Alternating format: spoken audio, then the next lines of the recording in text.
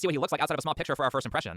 It's Marilyn Monroe picture, and Rehab Room says that the only reason that these girls didn't immediately call the cops is because Danny is attractive. By the way, don't forget to show that you're different from the racist woke people by mentioning that Danny is successful because he has white privilege. Did you catch that, guys? There's a lot of that kind of rhetoric in Rehab Room's videos. These black pillars love using the same arguments that radical leftists use. They just say them differently. Kind of like how the manosphere promotes sexual promiscuity just like modern feminism does. But is it possible that the reason that Danny got a positive response here is because of how he handled the situation? Why don't we watch it again? Fortunately, it wasn't on, but... It's very quick, but did you notice that they did accuse Danny of being a creeper? And instead of flipping out or acting like a deer in headlights, he maintains his composure and calmly says, fortunately, it wasn't on. The reason women are calling the guys creeps that Rehab is accusing of being sub-5s is not because they're unattractive. It's because when women say stuff like what they said to Danny, those guys get anxious and speed up their speech, or they freeze, or worse, they get mad and say stuff like, no, I wasn't doing that. How dare you accuse me of being a creep? Women aren't going to feel safe around men who act like that, which is why they get called creeps. I've seen plenty of men who are less attractive than Z do well in these situations. By the way, I don't think Z is too ugly for women to like. One of the most confusing videos I've watched was this one called How to Unlose Yourself in Your 30s, where Rehab tells people to look smacks, talks about how to get a good job that pays well, and talks about how to prevent balding, which is great. I will add that if you started losing your hair, get on medical treatment and medical therapy immediately. But this was the most confusing video of his I've to lie to yourself. The difference is this, and this is important. Internally take notes and don't repeat it again. Internally acknowledge and try to see what you did wrong. He's relaying something that he learned from the 48 Laws of Power, which was in a section that was obviously for people like politicians, that talks about how you can make it so you can manipulate mass groups of dumb people. But putting this kind of thing into practice in your personal life will make people hate you. Everybody knows that guy or that girl who blames their problems on everyone else, and they don't like that person. And it's especially bad in a relationship when someone won't ever take responsibility for mistakes they've made or bad things they've done. I understand that he gave a caveat, but since no one is actually seeing his humility, I can't help but think that this mentality very negatively affects Rehab Room in his personal life when it comes to his family, friends, and potential relationship prospects, and it's why he's not doing well in these areas. It's certainly affecting his content because his entire format is just blaming others for his problems. Literally nothing is his fault. One thing that successful people do to get... Since we're talking about influencing others, I would highly recommend reading this chapter of Robert Cialdini's book that talks about how admitting to and apologizing for mistakes actually makes people trust you more. Obviously, this can be done sociopathically if you're an asshole, but the point is that you're not going to ruin your reputation by admitting to a fault.